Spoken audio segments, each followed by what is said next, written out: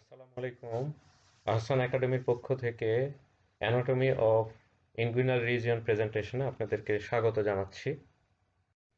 এই প্রেজেন্টেশনে আমি ইনগুইনাল রিজিয়নে একটা জেনারেল আইডিয়া দিব এবং তার সাথে ফিচারগুলো, এখানকার যে ফিচার্স আছে সেটা বোঝাবার চেষ্টা করব। ন্যাচারালি এই রিজিয়নে ক্লিনিক্যালি সিগনিফিক্যান্ট ইনগুইনাল হার্নিয়া হয়, সেই ইনগুইনাল হার্নিয়ার অ্যানাটমি আমরা ডিসকাস করবার চেষ্টা করব।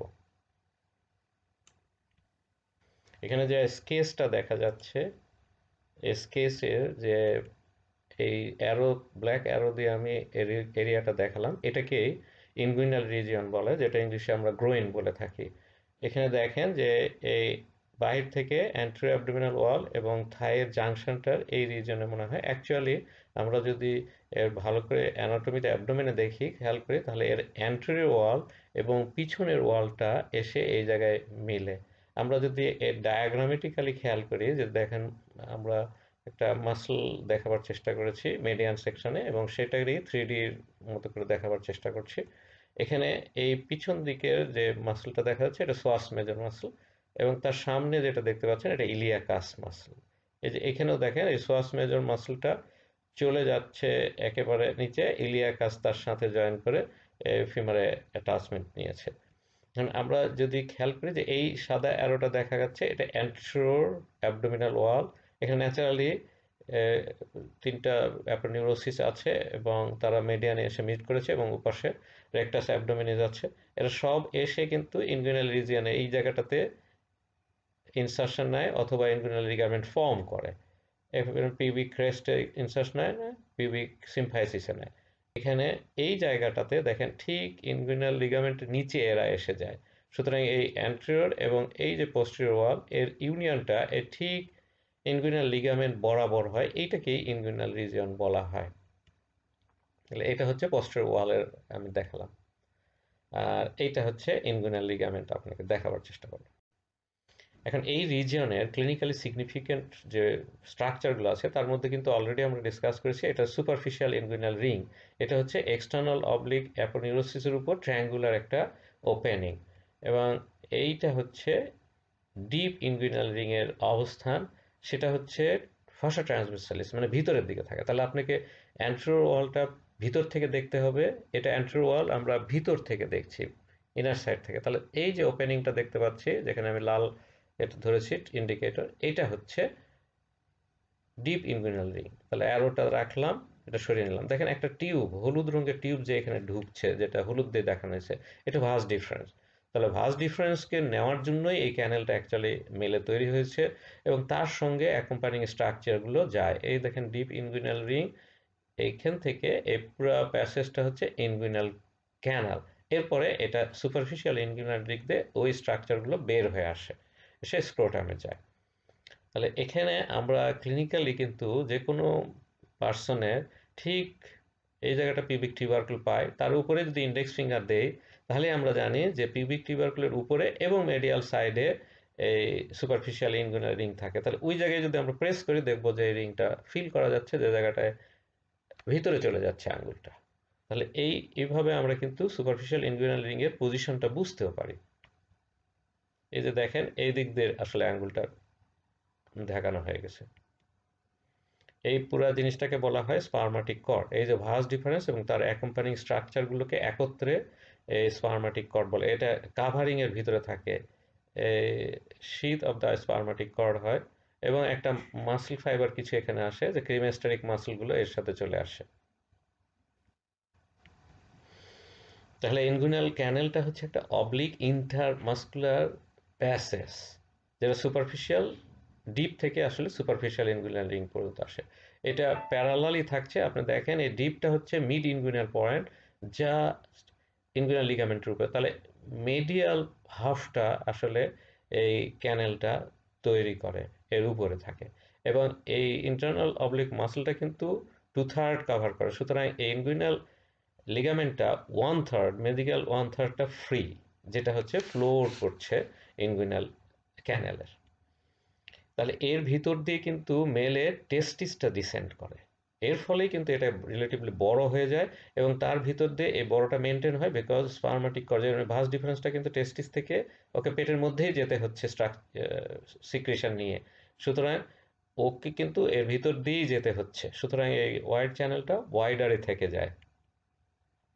দেখেন এটা হচ্ছে টেস্টিসটা নামছে, নেমে এ দেখেন স্ক্রোটাম পর্যন্ত যাবে, ফলে এই জায়গাটায় স্ক্রোটামের মতো তৈরি হয়। এটাকে বলা হয় ডিসেন্ট অফ দ্য টেস্টিস এবং ডিসেন্টটা হয় ইনগুইনাল ক্যানেলের ভিতর দিয়ে। দেখেন ইনগুইনাল ক্যানেলটা আমরা এখানে বুঝতে পারছি যেটা একটা অবলিক প্যাসেজ, প্রায় 4 সেন্টিমিটার লম্বা হয় অ্যাডাল্ট মেলে এবং এটা ডিপ ইনগুইনাল রিং থেকে সুপারফিশিয়াল ইনগুইনাল রিং পর্যন্ত বিস্তৃত। এখন দেখেন যে ইন্টারনালি এই সব অর্গানগুলো কিন্তু গ্র্যাভিটির টানে, যারা পেটের ক্যাভিটির মধ্যে আছে, ইন্ট্রাপেরিটোনাল উইদিন পেরিটোনাল ক্যাভিটি আছে, তারা ফ্রি লুজ নড়তে পারে, তারা নিচের দিকে নেমে আসে গ্র্যাভিটির টানে এবং তা প্রেস করতে থাকে এই উইক পয়েন্টের উপরে। দেখো এই যে এখানে আপনারা দেখছেন যে এই যে এই স্ট্রাকচারগুলো সব বেরিয়ে এসে এই টেস্টিসে আসছে। সুতরাং এই টেস্টিস থেকে অ্যাকচুয়ালি নিয়ে যাচ্ছে সিক্রেশন, এটা হচ্ছে ভাস ডিফারেন্স। তাহলে এইটা কানেকশন পুরো জিনিসটাকে আমরা বলি স্পার্মাটিক কর্ড।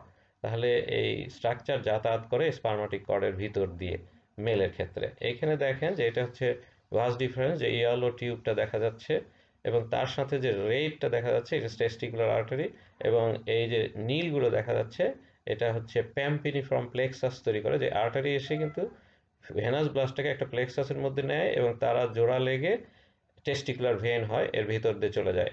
এর উপরে শীত আছে এবং দেখেন কিছু মাসল ফাইবার এসছে ইন্টারনাল অবলিক থেকে, এটা ক্রিমেস্টারিক মাসলস। আর ফিমেলে কিন্তু এতগুলো স্ট্রাকচার থাকে না। এর সাথে কিন্তু মেলে আরও কিছু অ্যাকম্পানিং স্মলার স্ট্রাকচারস থাকে, যেগুলো এখানে দেখালাম ব্র্যাকেটে। আর ফিমেলে যদি হয় তাহলে সেটা হচ্ছে round ligament of the uterus এর পরিবর্তে থাকে। দেখেন এটা হচ্ছে সুপারফিশিয়াল ইনগুইনাল রিং, এই এখান থেকে ডিপ পর্যন্ত। তাহলে এটা কি সবসময় এক না, এটা এজের সাথে সাথে ভ্যারি করতে থাকে এবং মেলের ক্ষেত্রে ওয়েল ডেভেলপড হয় এবং ফিমেলের ক্ষেত্রে এটা খুব ন্যারো হয়, কারণ স্ট্রাকচার কম থাকে ওর ভিতরে। তাহলে আমরা যখন জন্ম নিচ্ছি তখন এই খুব রিংগুলো খুব কাছাকাছি থাকে এবং একটা আরেকটার সাথে ওভারল্যাপ সুপারইম্পোজ করতে থাকে। যেমন ধরেন এখানে যদি আমি বলি এটা সুপারফিশিয়াল রিং, এটা হচ্ছে ডিপ রিং, এটা আরও কাছে থেকে ইভেন একটার সাথে আরেকটা থেকে যায়। সুতরাং এটা ক্যানেলটা খুব শর্ট হয়, এক্সট্রিমলি শর্ট হয়। এরপরে এজের সাথে সাথে এটা বড় হতে থাকে, আমরা দেখি যে এটা প্রায় 1 সেন্টিমিটার হয়ে যায়, যেটা অ্যাডাল্টে 4 সেন্টিমিটার, তাহলে বড় হতে থাকে আস্তে আস্তে। আপনি যদি এখানে খেয়াল করেন এই রিংটাকে আমি একটু দেখেন সরাই দিচ্ছি, এই যে মিড ইনগুইনাল পয়েন্টেই আছে, কারণ ইনগুইনাল লিগামেন্টটাও বড় হয়ে যাচ্ছে, ফলে প্যাসেজটা অনেকখানি বড় হয়ে যায়।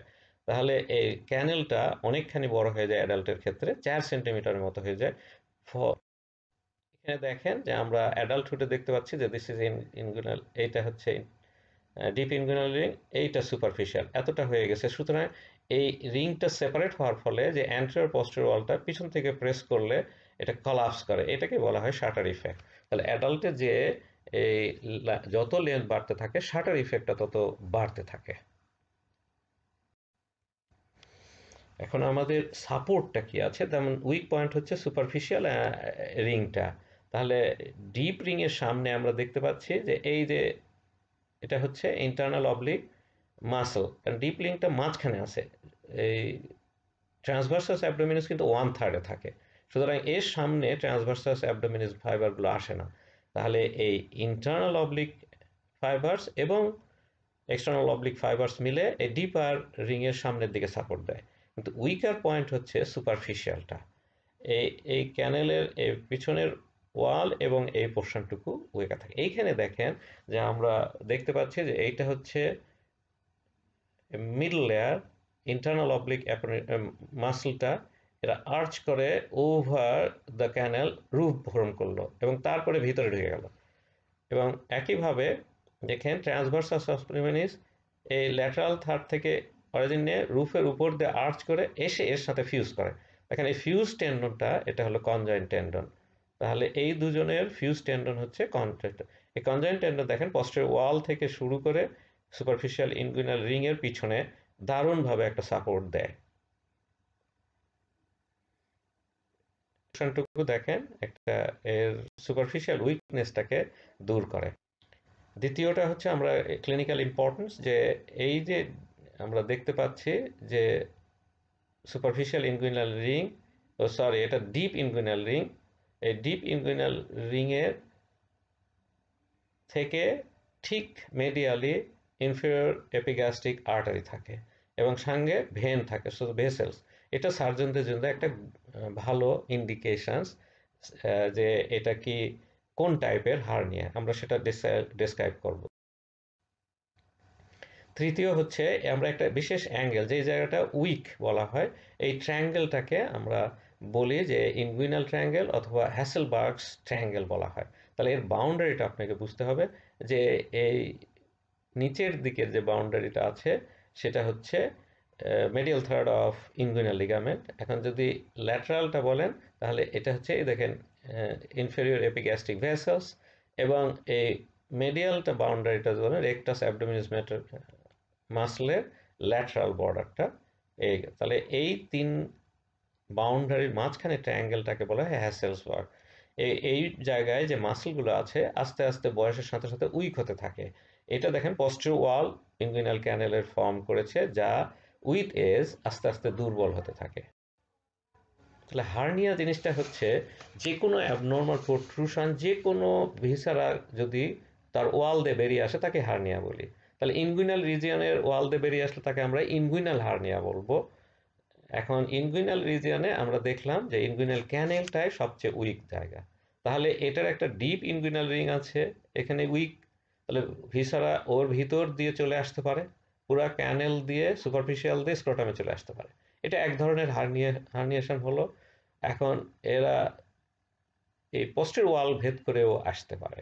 তাহলে এই দুই ভাবে হতে পারে। যেমন ধরেন এটা দেখা যাচ্ছে পোস্টেরিয়র ওয়াল ঠেলে, কেমন করে বুঝতে পারলাম? দেখেন এপিগ্যাস্ট্রিক ভেসেলটা ল্যাটারালে আছে, এখানে দেখেন মেডিয়ালে আছে। তাহলে মেডিয়ালে থাকে হচ্ছে ডিপ ইনগুইনাল রিং এর, তাহলে এখানে বোঝা যাচ্ছে পোস্টেরিয়র ওয়াল ঠেলে এসছে, এটা হচ্ছে ইনগুইনাল রিং দিয়ে এসছে। এরা বেশি হয় মেলের ক্ষেত্রে, কারণ আমরা দেখলাম, আমরা আরো ডিসকাস হবো।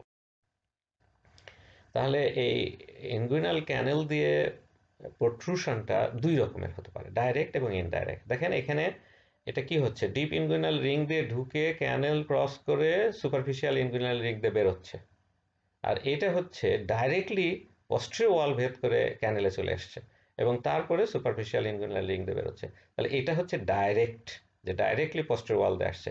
এটা ইনডাইরেক্টলি আসছে থ্রু আউটস দ্য ক্যানাল। তাহলে ইনগুইনাল হার্নিয়ার 75%ই অ্যাবডোমিনাল হার্নিয়ার ইনগুইনাল হার্নিয়া হয়, অন্য এরিয়া আছে এটাই সবচেয়ে বেশি, এবং এটা দুই সেক্সেই হতে পারে, তবে মেলে এর প্রপোর্শন বেশি হয়, চিলড্রেনে এদের প্রপোর্শন বেশি হয়। তাহলে এইটা হচ্ছে ইনডাইরেক্ট, কারণ ডিপ ইনগুইনাল রিং এর দেয়া আছে এবং এটা অনেক পুরানো হলেও বোঝা যাবে, কারণ এপিগ্যাস্ট্রিক ভেসেলস মেডেলে থাকবে। এটা ডাইরেক্ট, এর যতই ডিস্টর্টেড হয়ে যাক এরিয়া, ভেসেল তার ল্যাটারালি থাকবে। তাহলে ইনডাইরেক্ট ইনগুইনাল হার্নিয়া, তাহলে স্যাকটা যাচ্ছে ডিপ ইনগুইনাল রিং দিয়ে ঢুকে ক্রস করছে ফুল লেন্থ এবং সুপারফিশিয়াল ইনগুইনাল রিং দিয়ে বের হচ্ছে। এটা হচ্ছে ইনডাইরেক্ট ইনগুইনাল হার্নিয়ার টোটাল কোর্স। তাহলে এখানে নেকটা কি হবে? ন্যারো হবে এবং ল্যাটারাল থাকবে কার? এপিগ্যাস্ট্রিক। এই যে দেখা যাচ্ছে যে ভেসেলগুলো, তাহলে 75% হার্নিয়ায় ইনগুইনাল হার্নিয়া হয়, যেগুলো অ্যাবডোমেনের হার্নিয়া। এরা মেলে কমন, কারণ দ্য প্যাসেজটা ওয়াইডার থাকে এবং এই স্পার্মাটিক কর্ড এই প্যাসেজটাকে ওয়াইডই রেখে দেয়। এখানে দেখেন স্পার্মাটিক কর্ড অনেকগুলো কন্টেন্ট নিয়ে আসতেছে, আর ফিমেলে এটা শুধুমাত্র এই একটা থিন ব্যান্ডের মতো, যেটা হচ্ছে round ligament of the uterus, এর ভিতর দিয়ে যায়। এখন আমরা এর বেশিরভাগই দেখি কনজেনিটাল টাইপ হয় এবং এটা রাইট সাইডে হয়। এই দুটোর এক্সপ্লানেশন হচ্ছে এই টেস্টিস যখন ডিসেন্ড করতে থাকে এর সাথে এই পেরিটোনিয়ামের একটা অংশ নিয়ে আসে, একে বলা হয় প্রসেসাস ভ্যাজাইনালিস। তাহলে এই প্রসেসাস ভ্যাজাইনালিসটা এখানে আপনি দেখেন, এটা অনেক সময় এটা কলাপস করার কথা, কিন্তু অনেক সময় ইনট্যাক্ট থাকে। এই যেহেতু রাইট টেস্টিসটা পরে ডিসেন্ড করে, তাহলে এই ইনট্যাক্ট থাকার ফ্রিকোয়েন্সি রাইট সাইডে বেশি হয়, এবং ইনট্যাক্ট থাকলে দেখেন অন্য ভিসারাগুলো সহজেই চলে আসতে পারে। তাহলে প্রসেসাস ভ্যাজাইনালিস বেশি ইনট্যাক্ট থাকলে এই হার্নিয়াটা চান্স বেশি কোন টাইপের, মেলে ইন কেস অফ চিলড্রেনে বেশি হচ্ছে কারণ ছোট, আর মেলে হচ্ছে প্রসেসাস ভ্যাজাইনালিসটা ইনট্যাক্ট থাকলে ইনডাইরেক্ট ইনগুইনাল হার্নিয়াটা হয়, তাহলে কনজেনিটাল দেখা যায় সেই ক্ষেত্রে। তাহলে কমন ইন চিলড্রেন আমরা বুঝছি যে এটার প্যাসেজটা খুব শর্টার ইফেক্ট কম, সুতরাং সহজে হার্নিয়া হতে পারে যদি ইন্ট্রাঅ্যাবডোমিনাল কোনো কারণে প্রেশার বাড়তে থাকে, যেমন কনস্টিপেশন হলো, ক্রনিক কাফ হচ্ছে, তখন দেখা যায় বাচ্চাদের এই হার্নিয়াটা হচ্ছে। দেখেন এই ডিপ ইনগুইনাল রিংটা খুব কাছে থাকলে শাটারিং ইফেক্টটা কম হয়, আর যতই বাড়তে থাকে অ্যাডাল্টে তত শাটার ইফেক্ট বেশি হবে, সুতরাং হার্নিয়ার ফ্রিকোয়েন্সি কমতে থাকবে। এখন ডাইরেক্ট ইনগুইনাল হার্নিয়া, এই যে পোস্টেরিয়র ওয়ালটাকে ঠেলে এর ভিতরে ঢুকবে, ন্যাচারালি আপনাকে ডাইরেক্ট বলছেন, এবং এর ভেসেলগুলো ইনফিরিয়র এপিগ্যাস্ট্রিক ভেসেলটা এর ল্যাটারালি থাকছে না, এখানে এই দেখেন ল্যাটারালি আছে। তাহলে আমরা দেখলাম প্রসেসাস ভ্যাজাইনালিস এখানে থাকার জন্য সেটা কনজেনিটাল হয়, তাহলে এটা কিন্তু কনজেনিটাল না, তাহলে এটা অ্যাকোয়ার্ড, পরবর্তী সময়ে হচ্ছে। তাহলে আমরা এইটা দেখেন, এটা হচ্ছে ইনডাইরেক্ট। তাহলে আমরা ফিচারের ডিফারেন্সটা কি পাচ্ছি, যে এ যখন হচ্ছে তখন পুরাটা ঢোকার পরে ক্যানেল দিয়ে আস্তে করে বেরিয়ে চলে আসতেছে, সুতরাং বাল্জিংটা রিলেটিভলি কম হয়, আর এ এসে ঠেলতে থাকে পিছন দিক থেকে, সুতরাং এই ক্যানেলে আসতেই একটা বাল্জিং তৈরি করে ফেলে, সুতরাং একটা বড় ডিফিউজ বাল্জিং হয়। এটা যেমন ন্যারো একটা বাল্জিং হয়ে চলে আসলো, এটা কিছুটা ডিফিউজ হয় antero lower part of the antero wall inguinal রিজিয়নে। এবং এই নেকটা দেখেন, এর যে নেকটা একটু বড় হয়, এবং এটা কিন্তু মেডিয়ালি থাকে ভেসেলসের, কিন্তু যদি ইনডাইরেক্ট হয় তাহলে কিন্তু ভেসেলটা মেডিয়ালি থাকছে, নেকটা ল্যাটারালি থাকছে। এখানে নেকটা মেডিয়ালি থাকছে, ভেসেলসটা ল্যাটারালি থাকছে, জাস্ট অপোজিট। তাহলে অনেক সময় যখন হার্নিয়াটা একটু পুরানো হয়, সার্জনরা বুঝতে পারে না যে ঠিক এটা ইনডাইরেক্ট না ডাইরেক্ট, তখন ওপেন করার পর ভেসেলটা খোঁজে, যদি ভেসেলটা এদিকে থাকে তখন বোঝা যায় যে এটা পোস্টেরিয়র ওয়ালটা নষ্ট করেছে, আর যদি এদিক দিয়ে হয় তাহলে এ ডিপ ইনগুইনাল রিংটাকে ন্যারো করেছে, পোস্টেরিয়র ওয়াল ইজ ইনট্যাক্ট, তখন সার্জনের মোড অফ অ্যাকশন ডিফারেন্ট হয়। এটা দেখেন আপনার এই হ্যাসেলবার্গ ট্রায়াঙ্গেলটা কাদের উইক হবে, ওল্ডদের, সুতরাং আমরা এই ডাইরেক্ট ইনগুইনাল হার্নিয়াটা ওল্ডে বেশি পাবো। তাহলে এখন আপনি ডাইরেক্ট আর ইনডাইরেক্টের ডিফারেন্স যদি বলি, তাহলে আপনার প্রথমে ফিচার ডিফারেন্সটা কি হয়েছে, ইনডাইরেক্টটা ডিপ ইনগুইনাল রিং দিয়ে ঢুকছে এবং superficial through out the canal travel করছে স্যাকটা, কিন্তু ডাইরেক্টের ক্ষেত্রে deep inguinal ring is intact, আপনার পোস্টেরিয়র ওয়াল ঠেলে এই ক্যানেল ঢুকছে, সুপারফিশিয়াল দিয়ে বেরিয়ে আসছে, এটা হলো বেসিক ডিফারেন্স।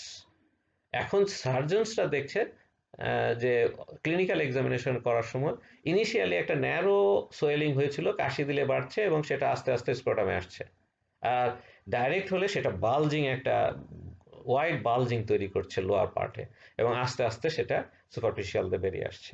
এই ফিচারের ডিফারেন্সটা হয়, সার্জন অপারেশন করার সময় দেখবে যে ইনফিরিয়র এপিগ্যাস্ট্রিক ভেসেলসটা ল্যাটারালি আছে তাহলে ডাইরেক্ট, মেডিয়ালি আছে সো ইনডাইরেক্ট। যদি ডাইরেক্ট হয় তাহলে posterior wall is distorted, যদি ইনডাইরেক্ট হয় তাহলে posterior wall is still intact।